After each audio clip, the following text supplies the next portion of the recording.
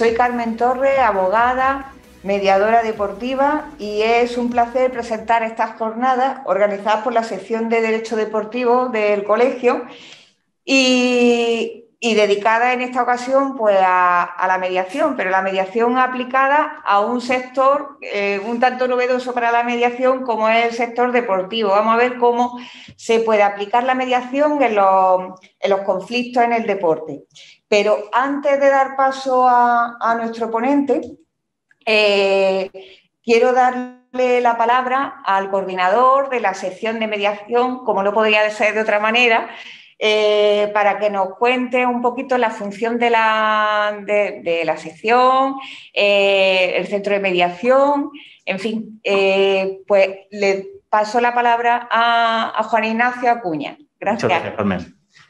Pues ante todo, muchas gracias por estar aquí esta tarde. Es para mí una gran satisfacción poder estar aquí junto a la sección de Derecho Deportivo hablando de mediación. Porque, claro, cuando se habla de mediación, por regla general, casi todo el mundo se va a mediación familiar, problema de pareja con hijos menores de edad que necesitan un acuerdo para su convenio regulador.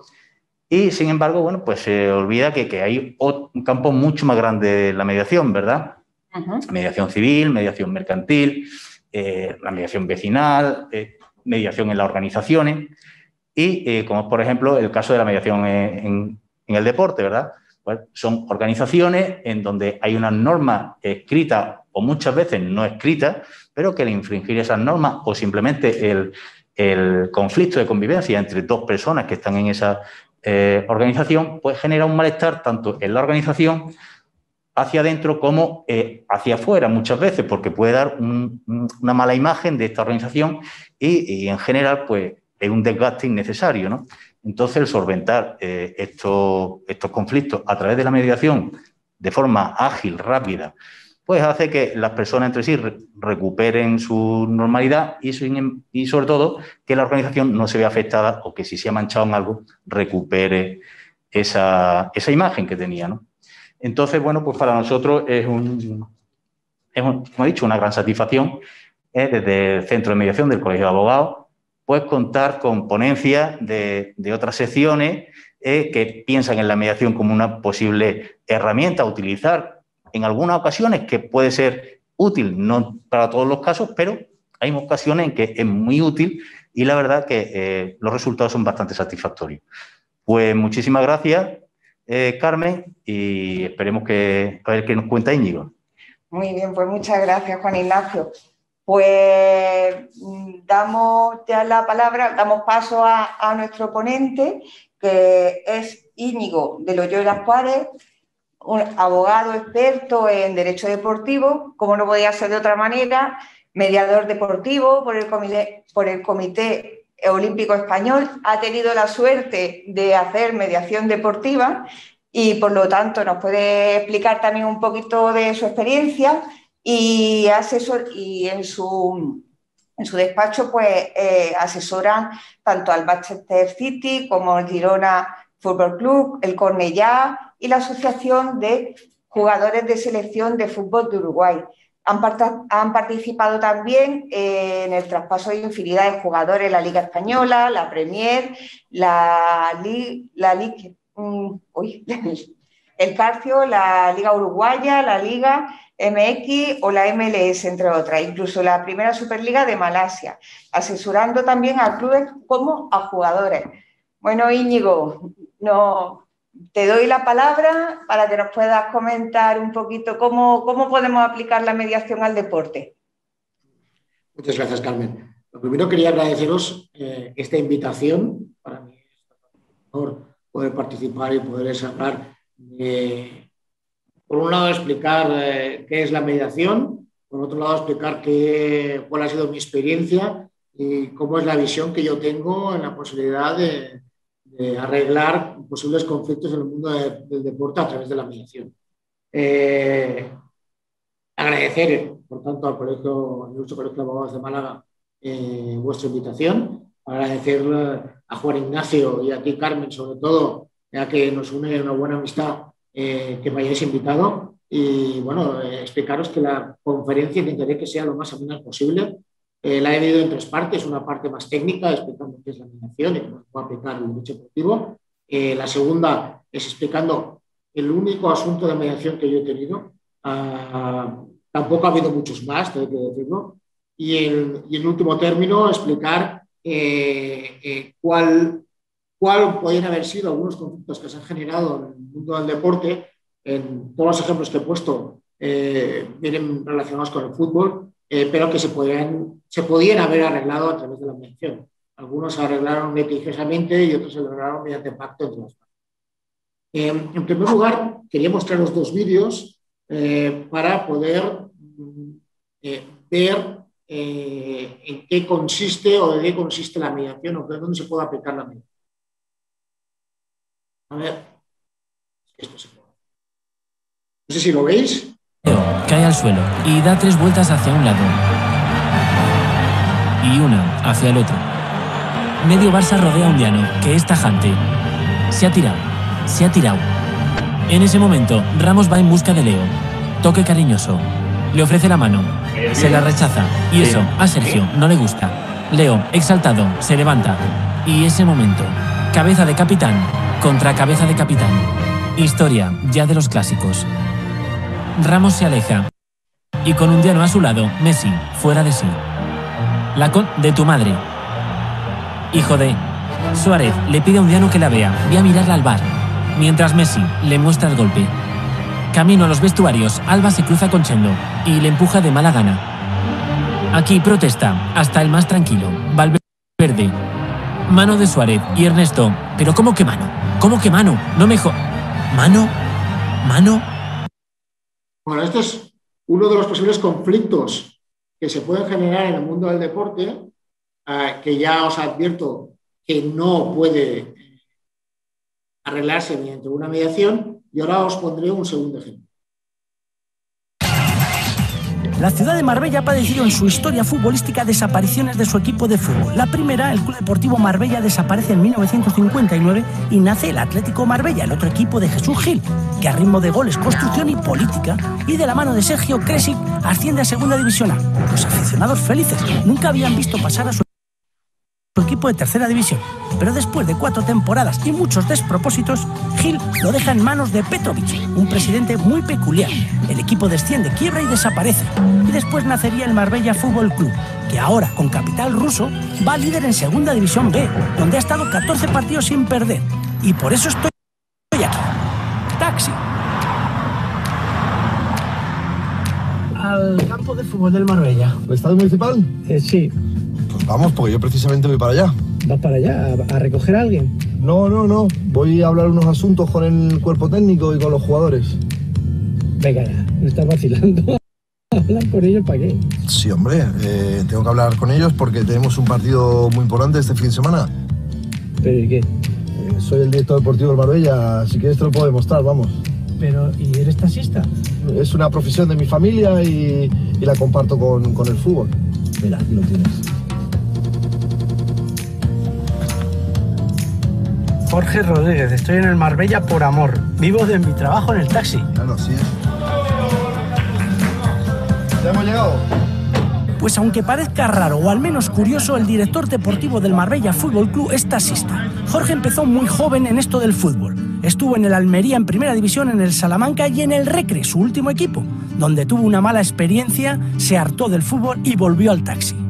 Pasé una mala racha a nivel económico inclusivo, ¿no? Parece que estuve un año prácticamente sin cobrar. Entonces era una situación inaguantable y decidí dejarlo. Y dije, mira, me voy para casa, esto es de mi familia, voy a trabajar. Y de nuevo, pues aquí estoy, ¿no? En el equipo de mi vida.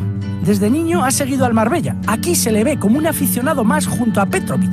Pues bien, ese niño ahora es el gestor del equipo de su alma, que junto al míster, al que él fichó, son los máximos responsables del éxito deportivo, al que fuimos a ver después del entrenamiento, en el taxi de Jorge, claro. Pues ya hemos llegado. Pero si esto es el hospital, ¿no? Sí, te he traído a ver al míster, que es médico. Está claro que el Marbella ahora es un club modesto económicamente. No solo el director deportivo tiene que trabajar, también su entrenador, que incluso atiende en los partidos a algún lesionado. Me gusta la medicina, pero sobre todo me gusta el fútbol y tengo la posibilidad de compaginar las dos cosas. Normalmente adapto mis consultas a las horas libres que me dejan los entrenos. No es la primera vez que... Bueno, estos son algunos ejemplos. El primero de ellos, podéis apreciar, el conflicto que se ha generado es un conflicto que no puede ser resuelto mediante la mediación, porque ahí el entrenador que toque es el encargado de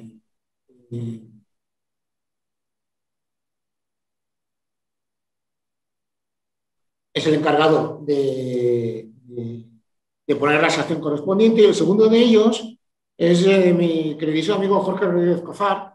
Jorge ha estado hasta hace 4 días como director deportivo del Málaga y en su momento en Marbella él y el entrenador tuvieron un pequeño problema consistente en que ellos no podían compaginar el 100% de su tiempo con el club para hacer sus tareas. El entrenador más o menos lo pudo solventar, pero Jorge lo tuvo bastante más complicado y tuvieron ahí un pequeño conflicto que al final consiguieron arreglar en cuanto a cuándo y cómo podía hacer sus cosas. No sé si ves la presentación, Carmen.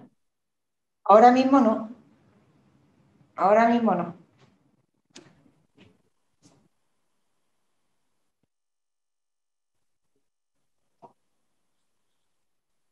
¿Ahora? Ahora está perfecta, Íñigo. Ok, perfecto. Bueno, para saber de qué hablamos, lo primero que tendríamos que es irnos, en todas mis exposiciones lo hago, ¿no? Es saber qué dice la Real Academia de la Lengua sobre lo que vamos a hablar. La Real Academia dice que la mediación es una acción en efecto de mediar y es una actividad desarrollada por una persona de confianza de quienes sostienen el interés contrapuestos con el fin de evitar o finalizar un litigio. El deporte lo define como actividad física ejercitada como un juego de competición cuya práctica supone entretenimiento y está sujeta a normas. La verdad que uno intenta hacerse moderno y con esta definición de la RAE debería ser más que suficiente, pero nos debemos ajustar más a la realidad y la realidad nos dice que donde tenemos que ir es a lo que dice Wikipedia. Wikipedia habla de la mediación como un mecanismo de resolución de conflictos en el cual un tercero imparcial busca facilitar la comunicación para que las partes sean capaces de resolver el conflicto.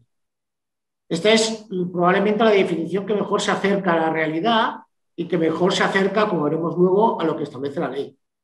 Y el deporte lo define como una actividad normalmente de carácter competitivo que puede mejorar la condición de física de quien lo practica y además tiene propiedades que lo diferencian del juego.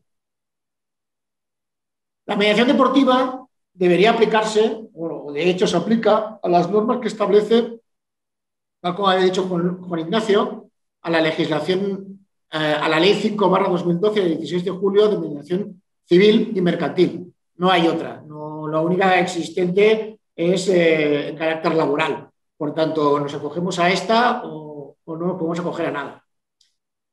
Y aquí sí que define lo que es la mediación. Y si os fijáis, se parece mucho más a lo que decía Wikipedia, donde dice que se entiende por mediación aquel medio de solución de controversias, cualquiera que sea su denominación, en que dos o más partes intentan voluntariamente alcanzar por sí mismas un acuerdo con la intervención del mediador. En asuntos civiles y mercantiles, y en este caso se incluirían los deportivos, se incluirían aquellos conflictos que fueran transfronterizos, siempre que no afecten a derechos o obligaciones que no estén a disposición de las partes de acuerdo con la legislación vigente. Y, por supuesto, que no se ejerzan sobre normas de la competición de carácter imperativo sancionador. Por eso el primer vídeo no sería posible entrar en mediación y en el segundo sí. En defecto de sometimiento expreso o tácito a esta ley, se aplicará única y exclusivamente cuando una de las partes al menos sea su domicilio en España y la mediación se realiza en territorio español. En la mediación deportiva, asimismo, como en el resto, como se dice en la ley, no cabe una mediación penal, no cabe la mediación si una de las partes es una administración pública y no cabe, por último, la mediación laboral. En esta ley sí que cabe, por supuesto, la mediación laboral en otro tipo de conflictos. Ahora, voy a detallar un poquito la ley por encima para que todos entendamos exactamente qué es la mediación. Para aquellos que no lo entienden, intentaré ser en esta fase un poco rápido, porque entiendo que la gran mayoría, si no se la ha leído, si se la han explicado, o si más o menos entiende cuáles son las bases de la mediación, ¿vale? Los principios de la mediación, lo primero que necesitamos saber es que hay un conflicto entre dos o más partes. Lo segundo, que no debe ser sobre normas de competición de carácter imperativo o sancionador. Esto ya en el mundo del deporte. Tercero, ha de existir una voluntad por parte de las partes para solventar el conflicto de manera vistosa. Esta es la base de cualquier mediación. O sea, si no tienes voluntad de solucionar un problema, la mediación te sirve para absolutamente nada. Ha de existir una voluntad de todas las partes de cumplir el acuerdo al cual se pudiera alcanzar, en caso de que hubiese éxito. En la mediación, por supuesto, siguiendo esta voluntariedad, no se aplica ni el derecho ni la equidad. No se imparte justicia ni se dicta una sentencia, sino se firma un acuerdo, y tampoco es una resolución judicial, aunque puede ser un título ejecutivo. Es un procedimiento pactado de buena fe, es decir, todas las partes tienen que entender que se intenta llegar a un acuerdo. Por eso nadie está obligado a mantenerse en el procedimiento. El que se quiera marchar se puede marchar en cualquier momento. Y ha de haber igualdad de oportunidades entre las partes, manteniendo un equilibrio más o menos justo, que este es el mediador, el que debe dar palabra a unos y a otros para intentar conseguir el acuerdo. Las actuaciones se desarrollan de forma que permita que las partes en conflicto alcancen por sí mismas un acuerdo de mediación. El mediador no es el que llega al acuerdo, sino es el que empuja a las partes a llegar a un acuerdo. Es como un matrimonio. El cura no os casa, sino os caséis vosotros, ¿no? Las partes que forman parte del sacramento es el novio y la novia, no es el cura. 11. El procedimiento de documentación que se entregan en una mediación son totalmente confidenciales. Y esta confidencialidad, asimismo, también se aplica al mediador. Y el mediador, por mucho que queráis, no podrá explicar lo que le habéis comunicado, salvo de dos maneras. Cuando de manera expresa y por escrito las partes eximan del deber de confidencialidad, y cuando en un procedimiento penal sea un juez, mediante una orden motivada, ¿vale?, la que te exima de esta confidencialidad. La infracción, por supuesto, del deber de confidencialidad ha provisto, pues, las sanciones previstas en el ordenamiento jurídico para cualquier otro tipo. Más las partes. Las partes han de actuar bajo tres principios. De acuerdo con los principios de lealtad, buena fe y respeto mutuo. Se interrumpen las acciones judiciales y extrajudiciales, a excepción de las medidas cautelares en caso de que se empiece una mediación. Es decir, si hay un procedimiento y por medio intentamos una mediación, este procedimiento se ha de parar. Iniciado la mediación, pues lo lógico es que una de las partes, la que ha presentado la acción, paralice el procedimiento, pero en el caso de que no lo haga, cabe la posibilidad de que la otra parte interponga declinatorias y un juez, en este caso, paralizará los procedimientos. Y las partes, además, tienen el deber y la obligación de colaborar y dar apoyo permanente al mediador. Por tanto, las partes en un procedimiento de mediación dentro del deporte también pueden ser cualquiera, menos una administración pública, cualquiera. ¿Una federación no puede ser? Sí, una federación no es administración pública. Una sociedad privada de titularidad pública, como puede ser el dueño del estadio de Marbella, que probablemente es del ayuntamiento, pero no lo tiene el ayuntamiento, sino que lo explota una sociedad limitada o una SEA o algo por el estilo, también puede ser parte de la mediación. Y lo más normal es que sea un jugador profesional con su club, que sea el espectador que tiene problemas con el club, que sea un intermediario que ha intervenido en cualquier tipo de procedimiento, es decir, cualquiera ser parte de una mediación. El mediador ha de ser un buen hombre. Yo soy catalán, aunque ahora estoy viviendo en Madrid. Hay una expresión que viene traducida y que tiene mucho peso en Cataluña, que es un home bo, ¿vale? Que es al cual antiguamente se le iba a consultar, en plan los ancianos de las organizaciones gitanas, para saber qué es lo que se tenía que hacer y qué no, ¿no? Bueno, pues esto es la característica principal que ha de tener el mediador. El mediador, además, ha de ser totalmente imparcial y ha de dar a todas las partes del procedimiento las mismas oportunidades.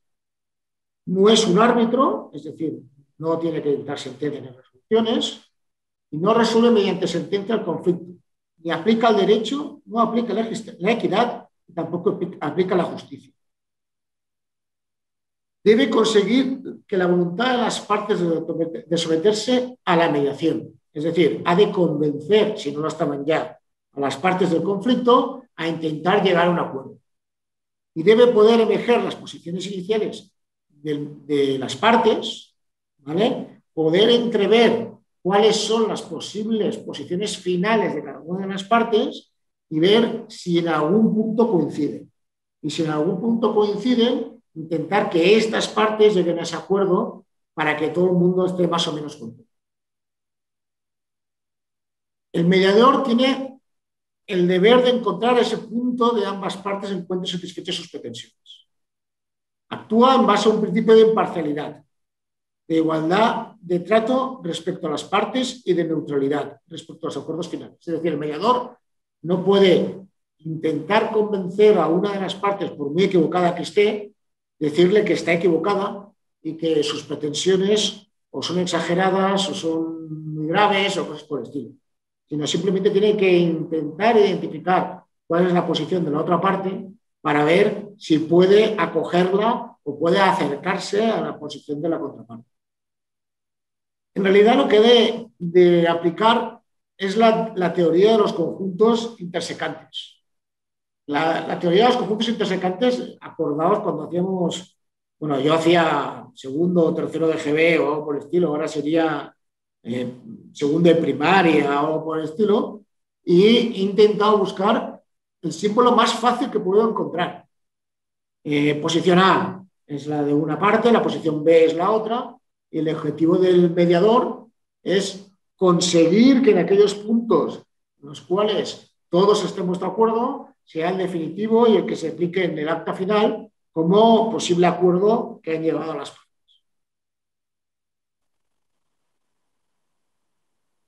Procedimiento.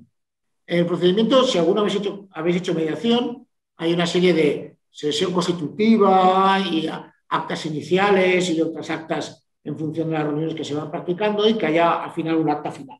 Es decir, uno hace una especie como de notario, ¿vale? Donde va tomando acta de cuáles son las posiciones de cada uno de ellos, ¿de acuerdo? De una manera muy simplificada, ¿eh? No os creáis que es un acta donde se pone al pie de la letra todo lo que se dice, pero si no, se hace de una manera muy simplificada porque lo que hay que conseguir es que todas las partes firmen el acta. En el acta constitutiva y el acta inicial se han de identificar claramente cuáles son las partes en el conflicto, que no falte nadie. Es decir, si en el conflicto solo aparecen dos personas, pero resulta que existe un problema con un tercero, por mucho que podamos llegar a un acuerdo, no va a servir de nada este acuerdo si este tercero no participa en la mediación y se aviene a estar en la mediación. Se ha de identificar con la máxima claridad posible en qué consiste el conflicto, de una manera muy simple, lo más simple posible. Cuanto más simple, será mucho mejor y mucho más claro poder intentar llegar a un acuerdo. Se ha de regular las normas que se han de seguir en el procedimiento y se ha de reflejar que el procedimiento es voluntario, que cualquiera puede irse en cualquier momento. Es decir, no estoy de acuerdo en el procedimiento, me voy. Y, por supuesto, se ha de reflejar la posibilidad de ser asesorado por terceros. En ellas también se debe plasmar que todo el mundo va a tener igualdad de oportunidades, es decir, hay turnos de palabra, primero habla uno, luego habla el otro, y el mediador normalmente se dirige al mediador y el mediador es el que va dando las palabras y va distinguiendo cuál es la posición de cada uno. En este acto inicial se debe prever más o menos en cuántas sesiones se va a resolver el conflicto. La experiencia te dice que pueden ser 2, 3 o 4, más o menos, que todo lo que no arregles en 3 sesiones no lo vas a arreglar, y salvo que sea un conflicto muy complejo. Los documentos que se aportan, por supuesto, son confidenciales, ¿de acuerdo? La otra contraparte no los puede utilizar en ningún procedimiento judicial posterior, y se pueden solo mostrar documentos y no entregar copias. Es decir, las reglas en definitiva son muy amplias, muy cómodas, más o menos todo vale y más o menos donde cualquiera de las partes esté cómodo, sirve. Si no es así, habrá una de las partes probablemente que no esté cómodo y al no estar cómodo se quiera salir de la mediación y pretenda marcharse.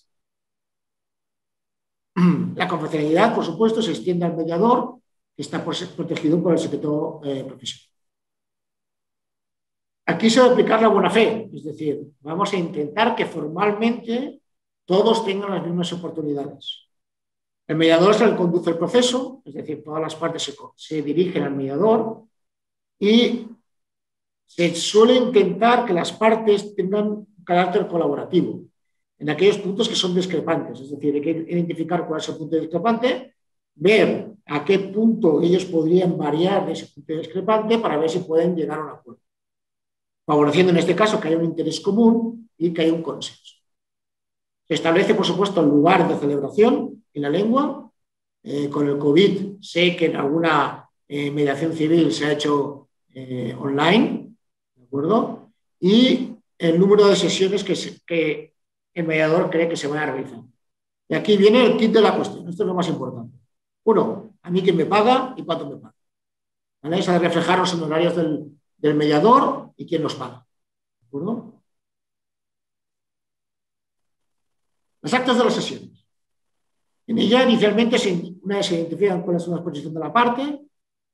Las sesiones pueden ser conjuntas o individuales. En el asunto que yo hice 2 conjuntas y una individual con cada uno de ellos. El mediador debe formalizar de nuevo, de una manera muy clara, muy sencilla, cuáles son las pretensiones de cada una de las partes, identificar si existe algún punto de conexión.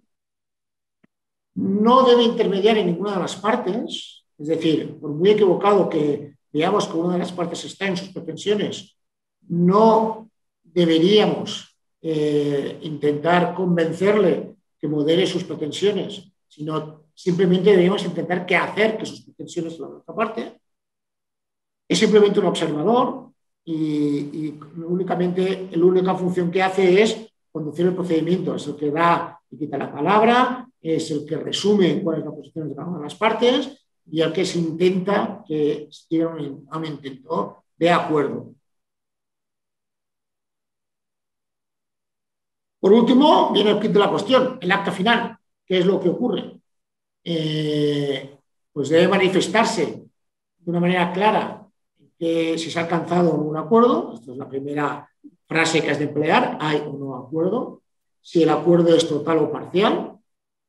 Si el acuerdo es total, describir en qué consiste el acuerdo. Y en su caso, los compromisos que han alcanzado para cumplir el acuerdo. Se ha de informar cuáles son las consecuencias jurídicas del acuerdo, es decir, aquello que lo incumpla, pues la otra parte puede solicitar la ejecución. Lo siento, no te he entendido. Perdón. Se ha puesto Siri. Dice, perdón, las partes, sí, se ha de explicar cuáles son las consecuencias jurídicas una vez llegado al acuerdo de cuál es la no ejecución de ese acuerdo. Y cabe la posibilidad, por supuesto, de ir a un notario y generar un título ejecutivo, ¿vale? Con la firma de ese acuerdo en un documento público. ¿De acuerdo? Este acuerdo en documento público permite poder llevarlo a un procedimiento ejecutivo directamente y no pasar por un declarativo. Las partes igualmente son informadas de cuál es el tribunal competente para que se pueda ejecutar el acuerdo, o en su caso, si una de las partes se siente engañada por el mediador o por la otra parte, cómo poder impugnar el acuerdo de mediación. Y esto es en sí lo que dice la Ley 5/2012 sobre mediación de conflictos civiles y mercantiles, donde debe abarcar la mediación deportiva. La mediación deportiva, tal como ha explicado Juan Ignacio, es algo que está muy, muy embrionario. Creo que el Comité Olímpico Español solo ha hecho 5 casos de mediación deportiva. El primero de ellos lo realizó el presidente honorífico. El segundo, quiero recordar que lo hizo la secretaria de la Asociación Española de Mediación Deportiva, y el tercero lo hice yo. ¿De acuerdo? Y os explico más o menos. No puedo entrar en detalle de quiénes son las personas, porque si rascáis y da mucho detalle, podríais descubrir quién es, y no se trata de eso. En el caso que a mí me ocupó, era un jugador profesional de fútbol que tenía un contrato de representación con un intermediario de los inscritos en la Real Federación Española de Fútbol, y ese contrato de intermediación era por plazo superior a 2 años. Hago hincapié en esto porque la FIFA solo hace protección por los contratos de 2 años, y la FIFA entiende como no realizados los plazos superiores a estos. Entre el clausulado de ese contrato se establece que se sometía al arbitraje previo a un intento de mediación entre las partes ante una institución competente. No especificaban qué institución, y rápidamente se pusieron de acuerdo en que esa institución fuera el COI. El jugador, antes de finalizar la temporada y antes de la finalización del contrato de intermediación, pero transcurridos los 2 primeros años, notifica al intermediario la resolución del contrato. La resolución del contrato la basa en una falta de confianza en el intermediario.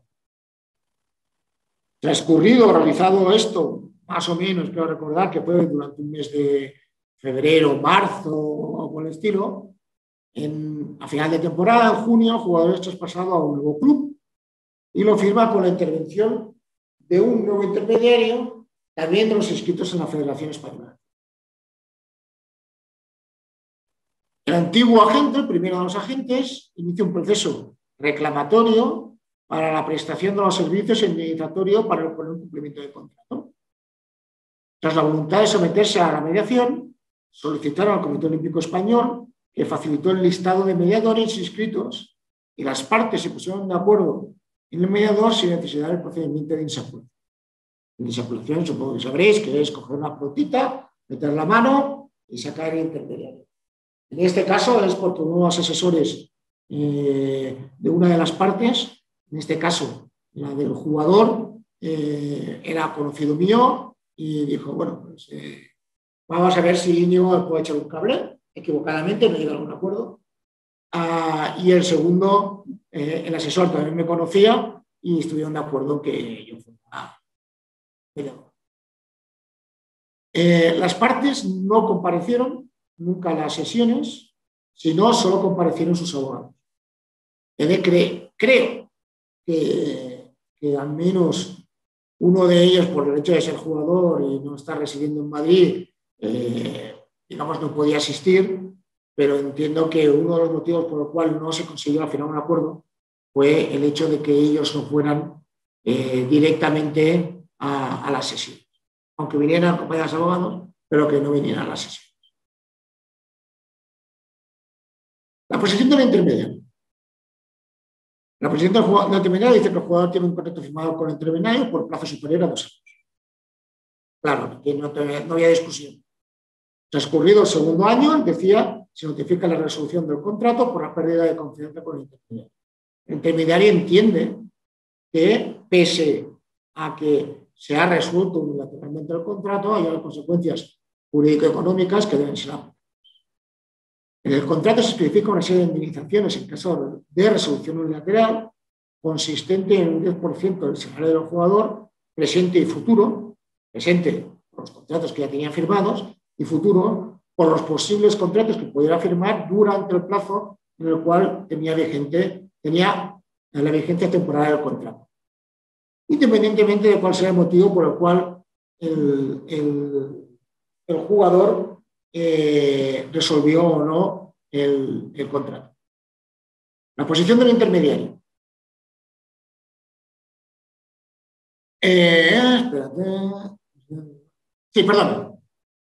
Manifiesta que el inicio de las negociaciones con el nuevo club se había realizado por él, ya que había enviado un email simple. Este email se vio en una de las actas donde se ofrecía al jugador, ¿de acuerdo? Manifiesta que no puede continuar ofreciendo al jugador al nuevo club por un impedimento por parte del jugador, que el jugador dice que no quiere que intervenga el intermediario, y su pretensión es percibir una indemnización equivalente al 10% del salario del jugador que está en su nuevo club. Es decir, que el intermediario no sabía cuál era el salario. De ahí, digamos que para tener una posición final, definitiva y clara, no sabía exactamente cuál era, a cuánto subía ese 10%. Hacía un cálculo más o menos genérico por lo que había salido en la prensa y por lo que él preveía que el nuevo club le podía pagar, pero nada más. Posición del jugador. El jugador tiene un contrato firmado por el intermediario por plazo superior a 2 años, si bien entiende que solo es válido por los 2 primeros años, por la protección firme. Transcurrido el segundo año, el jugador notifica la resolución del contrato por pérdida de contrato. Dice que aunque existen indemnizaciones contractuales por el tipo de contrato, no son de aplicación, porque eso generaría un abuso del derecho. Más que nada, el abuso del derecho, ellos lo fundamentaban en que los honorarios, en el caso de que hubiese sido realizado el trabajo por parte del antiguo intermediario, eran idénticos a los honorarios que hubiese tenido como indemnización y hubiese sido trabajo realizado por. El contrato establece que el antiguo intermediario tiene derecho, la posición del jugador, tiene derecho a una indemnización del 10% del salario del jugador, pero solo por aquello que hubiese percibido por el club de origen, es decir, por el club por el cual estaba militando hasta que se realizó el traspaso. Es decir, bueno, quiero recordar que eran 2 temporadas más, pues bueno, pues él estaba dispuesto, lo que decía es que tenía derecho a pagarle el 10% de esos 2 años que le quedaban de. Y niega que el mail implique que sea una negociación del antiguo intermediario con el nuevo.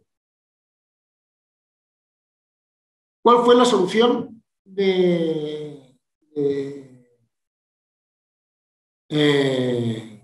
cuál fue la resolución en el acta final? ¿Vale? En el acta final, el jugador lo que ofrece es el duplo de los honorarios que podía haber percibido el intermediario con el contrato del club inicial, si bien el antiguo intermediario siguió en sus pretensiones de que como mínimo tenía que ser el 10% de ese club. El jugador no entregó el contrato con el nuevo club, por lo tanto no se sabían nunca las cantidades, y tampoco entregó el contrato con el nuevo intermediario, pese a que las 2 cuestiones se hayan solicitado en el procedimiento. No hubo acuerdo entre las partes, porque las diferencias eran muy grandes, y el intermediario interpuso la oportuna demanda en un tribunal arbitral. Para entenderlo, que ofrecía el duplo, hay que explicar que el jugador estaba inicialmente jugando en un equipo de segunda división, para que tengáis una idea, donde para los que habéis hecho algún tipo de transacción, más o menos podéis imaginar cuál era el salario que tenía en segunda división, y el club final era un filial de un equipo de de un equipo de los grandes de España. No recuerdo si en aquella época estaba en tercera división o estaba en segunda B, pero claro, la cantidad de salario era fácilmente, probablemente 4 o 5 veces más de lo que percibía en el club inicial. Por tanto, de ahí que las diferencias sean tan diferentes. Hay que decir que el chico solo duró una temporada en el filial y de nuevo fue vendido al club inicial. Bueno, resuelto el contrato y volvió al club inicial. Cual, las cantidades hubiesen moderado y ese 10% que quería intermediario pues hubiese bajado muy considerablemente. Sí que es cierto que cuál fue la sentencia que dictó el tribunal arbitral. Pues en principio nos tiene que dar igual. ¿De acuerdo? Yo, si en ruegos y preguntas hay alguien que tiene un interés especial en saber cómo acabó, yo me interesé por el caso y sé la primera instancia cómo acabó y si no sé, saberlo, pues, luego subí. Ya vamos a entrar en la última fase, probablemente la más lúdica, donde puedo explicar infinidad de conflictos que se han producido en el ámbito deportivo y que estos conflictos, ninguno de ellos se arregló por mediación, pero perfectamente se pudo haber arreglado por mediación. Algunos son, bueno, de los primeros de algo, ¿de acuerdo? Que es donde más o menos tiene su gracia. Yo originariamente soy de Santander y tengo un primo que es muy del Racing de Santander y siempre dice que el Racing de Santander fue la primera sociedad anónima deportiva, fue la primera camiseta que llevó publicidad, fue el primero que no sé qué. Bueno, pues se trata un poco de intentar buscar cuáles fueron aquellos ejemplos que generaron un cierto conflicto en el ámbito deportivo y cómo se resolvieron, aunque se pueden haber resuelto en ¿cómo se llama? En el ámbito de la mediación. ¿Vale? Di Stéfano es conocido por todos vosotros, supongo que no hay ninguna duda de quién es. Es posible que Carmen, ¿no? Todo hay que decirlo. Pero fue realmente la primera estrella mediática que generó el fútbol. Y en el año 1962, Di Stéfano alcanzó un acuerdo con una marca de medias y se publicaron, de repente un lunes, se publicó un anuncio en todos los periódicos de tirada nacional que había en España y se emitió un solo anuncio en Televisión Española. Bernabéu debió entrar en cólera y dijo que hasta aquí hemos llegado. ¿De acuerdo? Y se suspendió la campaña, se prohibió la campaña, se llegó a un acuerdo con la marca de medias. Lo que sí que es cierto es que el jugador cobró 150.000 euros de la época, está normal, que no devolvió, porque en su contrato no existía ninguna limitación contractual para suscribir el patrocinio que tenía. Sí que es cierto que Santiago Bernabéu consiguió paralizar esto en gran medida por el simple hecho de que Di Stéfano hacía el anuncio vestido con la camiseta oficial del Real Madrid con el escudo, y eso no era propiedad de Di Stéfano, sino que era propiedad de Madrid. Y hizo lo posible y lo imposible para evitar que se hiciera este anuncio. Aquí os vuelvo a poner otros dos vídeos. Esto me acuerdo cómo era.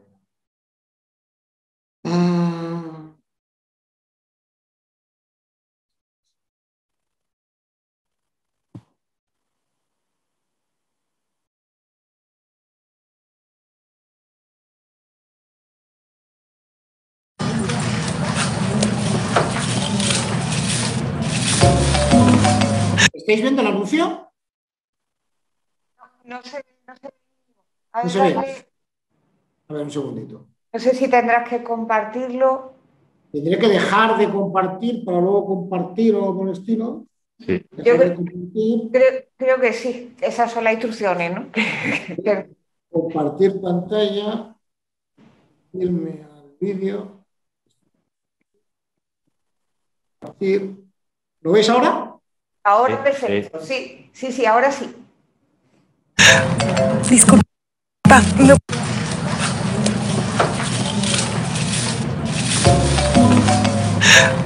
Disculpa, ¿me puedes dar un autógrafo para mi hijo? ¿Y cuando tocan? ¿Tú eres el cantante este, el de... ¿No? ¿No? ¡Ah, no! ¡Eres John Harrison! El de la serie de vampiros. ¿No? No. Messi. Basquetbolista. ¿Tampoco? ¡Ay! ¿Pan blanco Bimbo con Actileche? Es el mismo que le compro a mi hijo. Él también necesita crecer. ¡Wow! ¿A qué te dedicas? No importa que no sepa quién es Lionel Messi. Lo que importa es que sepa qué hace grande a tu hijo. Nuevo pan blanco Bimbo. Ahora con Actileche.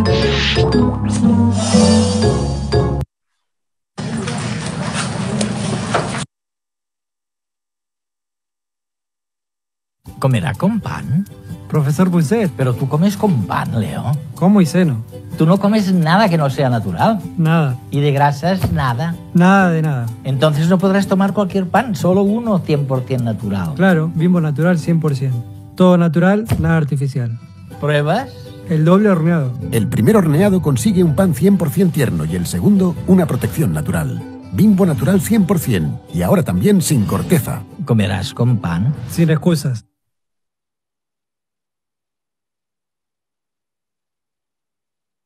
A ver si sé volver. Decidimos montar nuestro negocio en Shopify después de que nuestros negocios tradicionales fueron afectados y gracias a Shopify.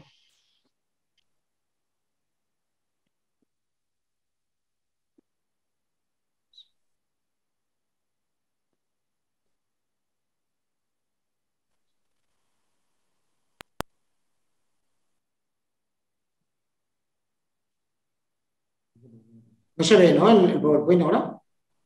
Ahora mismo la ponencia es lo que estamos viendo. Ah, ¿estás viendo la ponencia? Ahora que no la ves seguro. Bueno.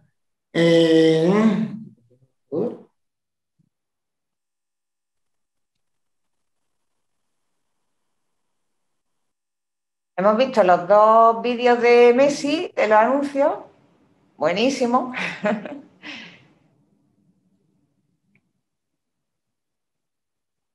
Sí, sí. ¿El que no puede ver la ponencia? Si necesita ayuda, nos dice. Y llamamos al experto, vamos.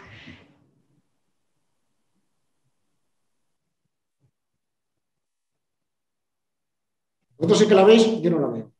Ahora mismo estamos viendo la ponencia. La ponencia en la página de mediación deportiva Bimbo contra Leo Messi y tal. Yo creo que tienes que quitar la ponencia para poder poner otra vez. Lo que quieres poner el vídeo, ¿no? No, ya quiero poner la ponencia, no hay más vídeos. Ah, pues estaba puesta. Pero lo que pasa es que vosotros la veis, yo no la veo. Ah, que tú no la ves. Y yo no la veía y el problema estaba... ¿Ahora la veis? Ahora sí. Ahora sí. Ahora, ahí. ¿La ves tú ya? Sí, ahora sí la veo. Vale.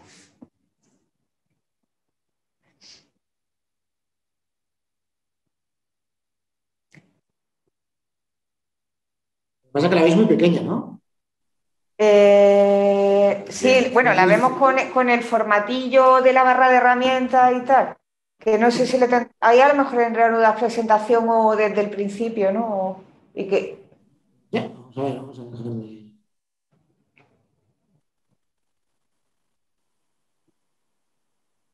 ¿Ahora? ¿La ves tú, Íñigo? Nosotros ahora la vemos perfecta. ¿Ahora la veis perfecta? Sí. Ahora igual que antes. La vemos perfecta. Tú no la ves, ¿no? Pues ya la voy explicando. Bueno, este es un conflicto que evidentemente se produjo entre el sponsor y el jugador sin que me den terceros.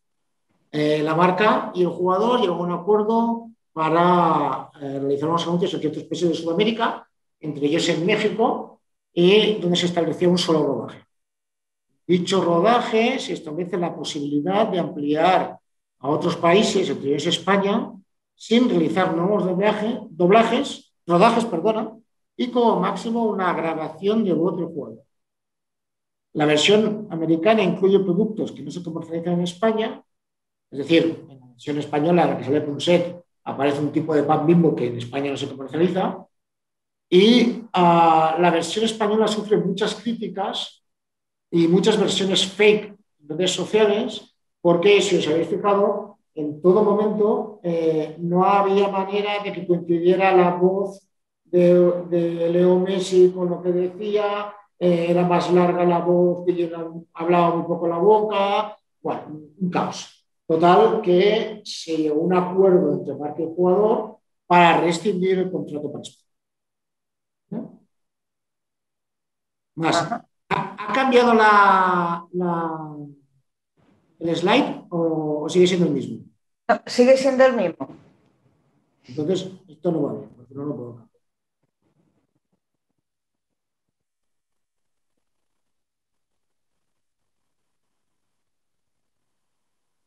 Íñigo, llamo a José que te ayude. Un segundillo, que está aquí al lado. Estas son las cosas del directo, vamos. ¿Estás viendo el slide del Wanda Metropolitano? Está en la misma página. Es que no puede. Ha llegado un momento que no lo ve. Que no lo ve, no lo comparte, nosotros lo vemos, pero no lo ve. Vale, dale a compartir pantalla. Un segundito. Hacerlo reducido, compartir pantalla. Sí, lo sigue teniendo minimizado, ¿no? ¿Ahora lo veis? Sí. Ahora. Sí. Ahora. Vale. Venga, muchas gracias. Le das ahora configuración de visualización y la segunda opción que te da. Vale, ahora lo veis, ¿no? Sí, pero arriba que pone configuración de visualización, ¿lo ves? ¿Sí? La segunda opción. Ahora le da a la segunda opción. Ahí. Vale, muy bien. Entonces, ¿lo ves ya? Sí. Sí, ahora sí. Venga. Ahora sí. Perfecto. El Wanda Metropolitano. El Wanda Metropolitano se jugó, en teoría, la final de la Liga de Campeones del año 19. El club tiene un contrato de cesión del nombre de su estadio, el naming rights, por el cual el estadio tiene que denominarse Wanda Metropolitano, a cambio, por supuesto, una compensación económica. Si os fijáis en el cartel de arriba, cuando habla de la final, habla del Estadio Metropolitano, no habla del Wanda Metropolitano. La UEFA, debido a que sus sponsors ponen muchísimo dinero para poder salir en acuerdos de televisión, de publicidad, etcétera, etcétera, obliga a que donde se realice la final o donde se juegan los partidos, aquellos naming rights que tengan cedidos, pues se dejen de ceder para la Liga de Campeones. Por tanto, el estadio ya no es el Estadio Metropolitano, sino que no es Estadio Wanda Metropolitano, sino simplemente es Estadio Metropolitano. Esto le pasa exactamente igual al Etihad Stadium, que es el estadio del Manchester City, o le pasa exactamente igual al Emirates Stadium, que es el estadio del Arsenal, que cuando juegan competición europea pierden su apellido y la FIFA les obliga, la UEFA en este caso, les obliga a tener su nombre. Otro tipo de conflictos que se generan en el fútbol y que perfectamente podrían arreglarse mediante algún tipo de acuerdo. Más. La Liga de Fútbol Profesional, por ejemplo, solicitó a la EUIPO, el European Union Intellectual Property Office, ¿vale?, que se registrara el el nombre del clásico, ¿vale? Que se registrara a favor de la Liga de Fútbol Profesional.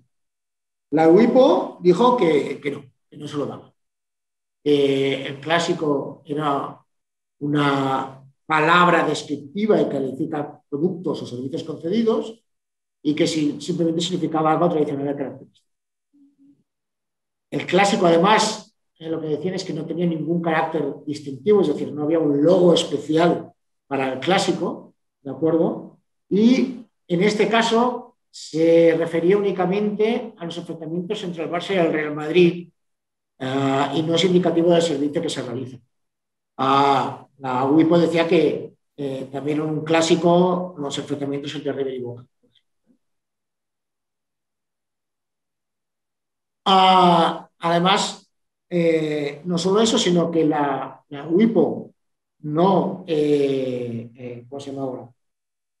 No concedió este registro a la Liga porque decía que si a alguien tendría que dárselo sería al Real Madrid y al Barcelona y no a la Liga de Fútbol Profesional, ¿vale? Y no se percibía, además, en esta expresión un origen empresarial de los mismos, es decir, no entendía cuál era el interés económico por el cual se pretendía registrar esto, ¿vale? Por supuesto, le dieron palabra al Real Madrid y al Barcelona, y los dos más o menos en la misma línea.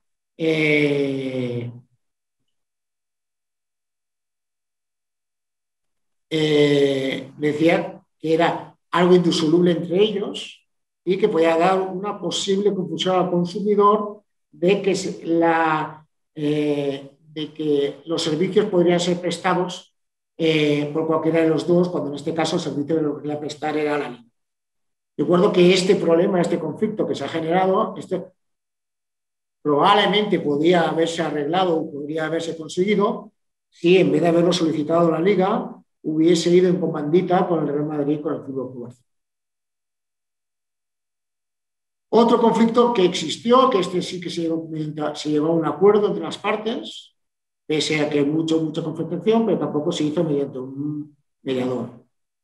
En junio de 2015, jugadores de la selección uruguaya de fútbol, esto lo puedo explicar con detalle porque participé en él, requirieron a la Asociación Uruguaya de Fútbol para que cesara de utilizar su imagen con fines comerciales. Los jugadores no habían cedido sus derechos de imagen a la Asociación Uruguaya de Fútbol. El conflicto se agrava en el 2016 cuando existe una dicotomía dentro de la Asociación Uruguaya de Fútbol entre tener como patrocinador técnico a Nike o tener como patrocinador técnico a la empresa Tenfield. Tenfield es una empresa de comunicación que tiene un canal de televisión en Uruguay y subcontrataba las prendas técnicas a Puma. Entonces los jugadores lo que deciden es que no se asocie su imagen a ningún patrocinador de la UF y se envía requerimientos a todos los patrocinadores si previamente no se ha consentido expresamente ese requerimiento. Los jugadores dejan de participar en ninguna filmación de spots publicitarios y empiezan a entrenar, estos son previos a la Copa América, en los entrenamientos sin prendas, sin publicidad. ¿De acuerdo? Y las ruedas de prensa que las realizan vestidos de calle, no vestidos con ropa. Al final, el conflicto se resuelve mediante un acuerdo que se firmó en el 2017, pero de entrada en vigor desde finales del 15, ¿vale? Y los jugadores ponen en común el activo que ellos son, en este caso en Uruguay es un país muy chiquito, donde la liga local tiene peso pero tiene poca influencia y donde la influencia fuerte en el fútbol la genera la selección.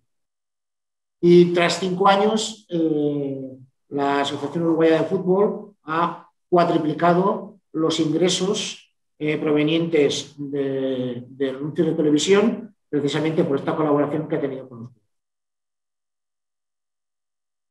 Más, este es muy gracioso, este me encanta. Leo Messi llega a un acuerdo con PepsiCo, en el cual cede sus derechos de imagen a una marca de PepsiCo que se llama Gato. A su vez, el Fútbol Club Barcelona, que tiene un contrato con Leo Messi, firma un contrato con PepsiCo también para que las bebidas isotónicas sean de la marca que utiliza el club, sean de la marca Gatorade, y obliga a los jugadores a utilizar dicha bebida en los partidos y utilizar única y exclusivamente como medio propagandístico las imágenes que PepsiCo pudiera captar utilizando estos jugadores la marca Gatorade. Es decir, los jugadores no están obligados a realizar un anuncio. Exactamente hace lo mismo con la Asociación de Fútbol Argentino, la AFA, pero esta vez estos lo hacen con Coca-Cola Company, ¿vale? Donde la marca de bebidas isotónicas que utiliza es la de Powerade, ¿vale? Con obligaciones y derechos parecidos a los dos contratos anteriores, ¿vale? Todo esto hace que tanto PepsiCo como Coca-Cola Company paguen a Leo Messi, paguen al Fútbol Club Barcelona y paguen a la Asociación de Fútbol Argentino. Y además, el club y la federación paguen a Leo Messi por la prestación de su imagen para estos anuncios. Todos los contratos tienen sus límites y todos los contratos son, para mí, claramente ejecutables. Lo que sí que es cierto que todos estos contratos siempre, desde un principio, han generado conflicto. Es decir, que desde el primer día que firmé el contrato, al día siguiente, se recibió la compañía que te poseedora los derechos de imagen de Leo Messi. Al día siguiente de firmar el contrato, recibió ya un email diciendo que había incumplido el contrato. ¿Por qué? Porque los límites están rozando. Este es más divertido. David Silva es un exjugador del Manchester City, ¿vale? Y como jugador del Manchester City, pues obligaba a prestar su imagen a los sponsors y a aquellos sponsors que la UEFA solicitaba en que participara David Silva. Entre ellos, si os acordáis, los jugadores están obligados a hacerse una imagen cada vez que salen las alineaciones, donde el jugador sale más o menos de espalda, se va girando y al final cruza los brazos, ¿no? Bueno, pues esta imagen David Silva la tenía con pena. Por motivos personales y por una promesa que realizó a su hijo, el jugador se rapa al cero. ¿De acuerdo? Aparte de raparse al cero, aprovecha y se hace un trasplante de pelo. Entonces, ya iniciada la temporada, la UEFA requiere al Manchester City para que haga una sesión de fotos con David Silva y que David Silva pose para ello. ¿Cuál es el problema? Que David Silva se niega y dice que él no quiere hacer esa sesión fotográfica con el pelo rapado. El Manchester City fue sancionado por la UEFA por no cumplir con esta obligación, sanción totalmente asumible, con una cantidad muy elevada. Bueno, para mí sería una cantidad muy elevada, pero digamos que para Manchester City no lo era. Y que yo sepa, y hasta la fecha, el Manchester City, siendo David Silva su jugador estrella, nunca sancionó con un importe parecido o similar al jugador por negarse al caso. Por supuesto, esto se podía haber mediado si hubiera conseguido explicar al jugador cuáles eran los problemas que caen. Siguiente, como sabéis, supongo que sabéis casi todos, habitualmente a los jugadores de fútbol se les permite poder utilizar las botas de fútbol por un problema de adapto mejor o peor a este tipo de bota. Se les suele permitir que puedan utilizar diferentes marcas. Esto ocurre en todas las selecciones, en todos los clubes, a excepción de la selección alemana.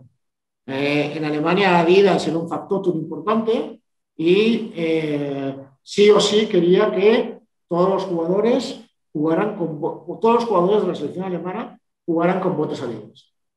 Ahí, digamos que el que se clavó fue Miroslav Klose, que Miroslav Klose tenía un contrato con Nike, donde muy hábilmente Nike le puso una serie de sanciones o le dejaba de pagar una serie de cantidades en el caso de que el jugador no pudiera jugar con su selección si no utilizaba las marcas Nike.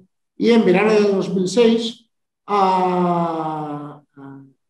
empezó a negociar en un partido amistoso, amenazaron con no jugar para permitir que cada uno de los jugadores pudieran utilizar la bota que ellos quisieran. Al final se llegó a un acuerdo y permitieron que cada uno jugara con las botas que quisiera. Más ejemplos. El polémico Cruyff, que era muy polémico, y le costó, podemos decir que le costó hasta acá. En la final de la Copa del Mundo del año 74, donde Holanda pierde contra Alemania 1-2, los jugadores no habían cedido sus derechos de imagen a ninguna federación. En aquella época, si os fijáis en la foto, el sponsor técnico no sale publicitado, es decir, no hay el símbolo del sponsor técnico a la derecha en el pecho, sino simplemente en este caso Adidas utilizaba las tres.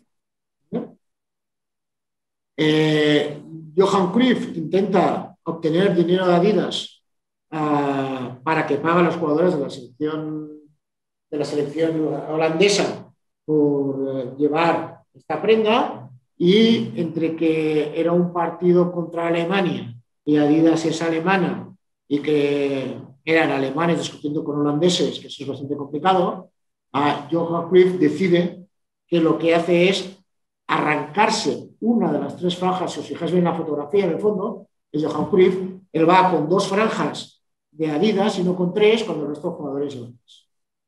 Este conflicto lo siguió llevando Cruyff hasta el final, siguió jugando con la selección hasta la Eurocopa del 76, si bien en Argentina 78, para Argentina 78, Cruyff ya no fue convocado por la selección debido a este conflicto y enganchados no mucho más. Más conflictos, el último. Este no sería de ámbito español, pero por lo que es, este me encanta, porque fue David contra Goliat. British Skateboard Classic Groups es lo que ahora sería Movistar Plus en Inglaterra, ¿vale?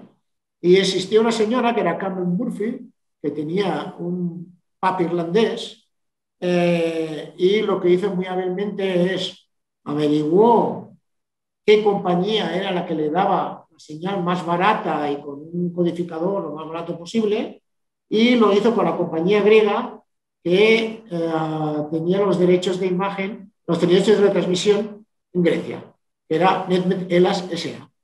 Y consiguió que esta compañía le permitiera engancharse a su papel en Irlanda y poder retransmitir los partidos mucho más baratos. Reclamaron al Tribunal Superior de Justicia de la Unión Europea, ¿vale?, diciendo que, que consideraba ilegal la importación, o sea, alegaban que se consideraba ilegal la importación y venta de utilización de codificadores extranjeros, que esta importación constituía una intromisión del artículo 56 del tratado. Las cláusulas de este contrato de licencia prohibían la prestación de servicios en otro Estado, y esto suponía asimismo una restricción de la libre competencia. Y esto iba en contra también del artículo 101 del tratado, y únicamente sería admisible si se justificaban razones de interés judicial. Esto cambió la teoría de cómo se trataban legalmente las retransmisiones de fútbol, porque hasta la fecha se había entendido que eran obras como si fuera una pintura, ¿vale?, y debían ser protegidas como un derecho de autor, y a partir de aquí es cuando se toma la decisión, debido a esta sentencia, en que esto ya no podía ser considerado como una obra y por tanto no tenía que estar protegido por derechos de autor, sino simplemente una simple reproducción. Al final de todo, ¿de acuerdo?, los tribunales del Reino Unido, para protegerse de todo esto, admitió todo a estas teorías del Tribunal de Justicia de la Unión Europea, pero limitó la poder retransmitir porque decía que los logos, el himno, los comentarios de los presentadores, etcétera, etcétera, estos sí que eran una reproducción de derechos que tenían que ser considerados como una obra y como tal debían ser protegidos. Pues hasta aquí todo. No sé cuánto he ocupado, pero espero que haya sido entretenido.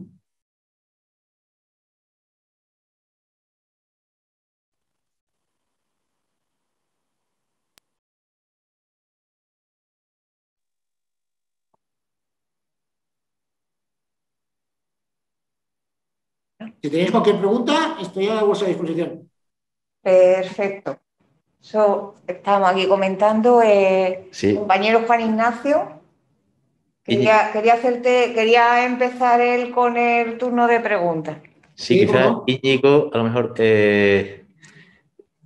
la cuestión de que las partes, ¿no?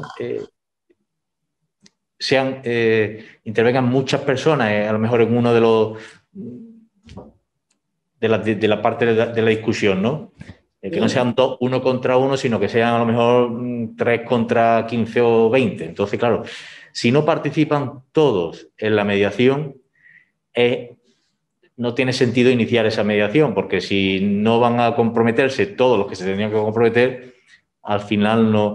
Quizás esto pueda ser un hándicap que tiene que superar este tipo de mediación deportiva para llegar a tener éxito, o sea, para que se demanden más mediaciones deportivas. Es posible, pero al final tú puedes hacer, imagínate que la mediación se establece entre los jugadores, lo que explicaba antes, los jugadores de la Asociación Uruguaya de Fútbol, de la selección, vamos, y la Asociación Uruguaya de Fútbol. Esa mediación perfectamente se podía haber realizado asesorado por abogados, por supuesto, con el presidente de la UF y con 1 o 2 capitanes de la asociación. Es decir, no necesariamente todos han de ir a reunirse. El problema estriba es como serían las huelgas, ¿no? Que viene el enlace sindical a hablar y dice, espere, ahora me tengo que ir con los trabajadores a ver si me lo ratifican, ¿no? Nos podemos encontrar en estas situaciones. Pero yo creo que es posible. Lo que sí que está claro es que si no están todas las partes involucradas, no tiene sentido la mediación. La mediación ha de ser algo voluntario. Tú y yo nos peleamos y hemos de estar convencidos de lo que queremos arreglar. Y si no estamos todos, no sirve de absolutamente nada. Íñigo, quería preguntarte, bueno, recuerdo eso, que estamos en el turno de preguntas, que quien quiera realizar preguntas, estamos abiertos a ellas. Pero vamos, quiero preguntarte yo, sobre todo lo que a mí me interesa, Íñigo, es eso, que nos contara tu experiencia en la mediación, cómo fue, cómo te sentiste, fue fácil, fue difícil. Las partes estaban abiertas a mediar, tuviste que intervenir mucho. Pues mira, he de explicar que en realidad fueron 2 mediaciones juntas. Es decir, teníamos un intermediario, llamámosle Pepe, que reclamaba a un jugador que también se había ido del mismo equipo, además, y se había ido a otro equipo, pero a través de otro intermediario, utilizando el mismo sistema. Este fue el asunto 2 del COE. El asunto 3 del COE eran los mismos. Los mismos, digamos, intermediarios. Como la parte en realidad no es el intermediario, sino es el jugador,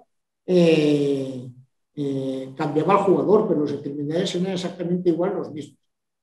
En el primero de los asuntos se llegó a un acuerdo, es cierto, porque las previsiones de salario del primer jugador eran mucho más bajas. Era un jugador que militaba en segunda división y cambió de equipo a otro de segunda división. Y más o menos eran algunas cantidades. Y bueno, se llegó a un acuerdo. Y en el caso que me tocó a mí, claro, esto cambiaba considerablemente. Aunque iba a un equipo de categoría inferior, sí que es cierto que iba a un filial, un gran equipo, y digamos que se interpretaba que el sueldo era prácticamente como un jugador de los importantes en primera división. Estamos hablando de que imaginaban un salario mínimo de 1 millón de euros brutos en el nuevo contrato, cuando provenía de un contrato donde estaba ganando 150.000. Es decir, la diferencia era abismal. En el primero de los casos sí se llegó a un acuerdo por ganas, y en el segundo es que era prácticamente Genial. ¿Y qué se y fue cómodo, la verdad hay que decirlo, que fue el hecho de que una de las partes fuera amigo, facilitó las cosas. Es decir, que no intenté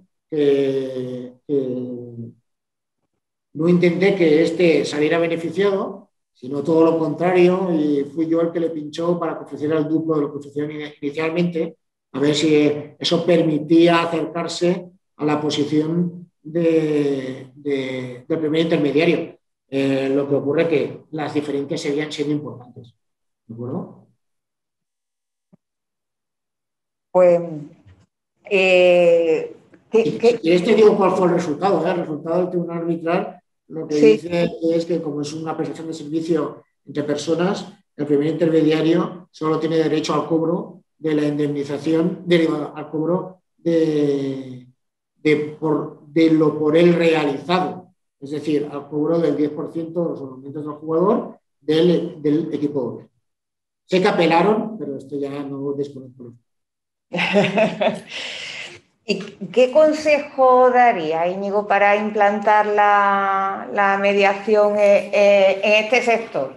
Porque yo, como hablaba con Juan Ignacio, a mí me parece la mediación como solución de conflictos un sistema maravilloso que tal, y también como nos enseñaron, el método de resolución de conflictos extrajudiciales que mejor se adapta a este sector deportivo, ¿verdad? Porque se comparten los principios, eso porque los calendarios no paran ante conflictos, porque las carreras de los deportistas son muy cortas, porque hay muchos intereses, como los mediáticos que nos ha estado comentando, derechos de imagen, mucho dinero que se mueve que no puede estar paralizado ante los tribunales, ¿verdad? Entonces tenemos ahí y que muchas veces la solución que te va a dar un tribunal se produce tan tarde que ya la solución no da de por sí. Yo recuerdo que intenté generar una mediación deportiva por un problema de horarios de entreno de clubes diferentes.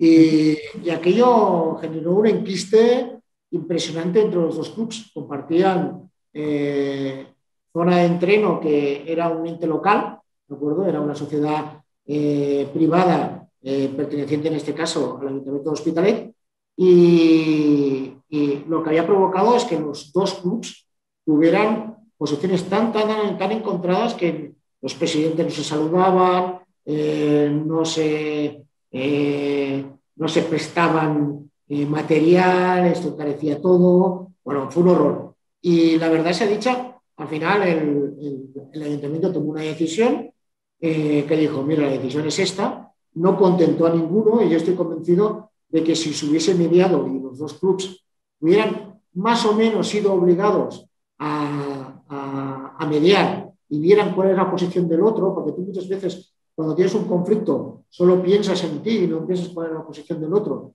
y entiendes cuál es la posición del otro y cuál es el conflicto que le generas al otro, es posible que esto te ayude a conseguir una buena mediación.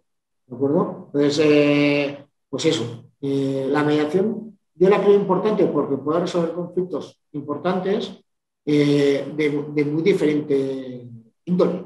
¿De acuerdo?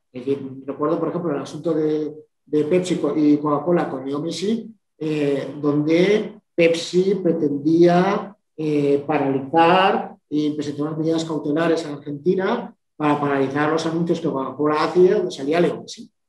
Y esto generaba un conflicto que hubiese sido malo para todos, porque si lo paralizan no hubiese dejado de pagar a la AFA, etc.